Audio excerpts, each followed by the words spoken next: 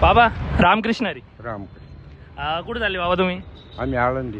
आनंदी झाले का? नमस्कार कॅनल पब्लिक. तर आज खाणार आहे आपण बर्गर, पण एकटे नाही खाणार आहे. बघू आपण रॅन्डम कोणी भेटतं का. 5 जणांपर्यंत घेऊ शकतो आपण. बघू किती जण भेटतात. उपवास वगैरे नाही काही आज. नाही आली. तर बर्गर खाशील का माझ्यासोबत? हो ना. बर्गर खाणार का? बर्गर हो म्हणजे खायची गोष्ट आहे. हो काय असलं साधं असलं द्या बाबा. मालकरी वडापाव सारखं आहे भाऊ. खाणार का माझ्यासोबत?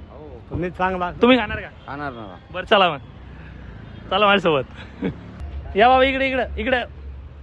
सो बाबांनी ते पहिल्यांदा असं कॅफेमध्ये गेले होते आणि त्यानंतर आम्ही तरी गेलो, गप्पा मारल्या वारीबद्दल आणि थोड्या वेळानंतर बर्गर आला आहे आमचा.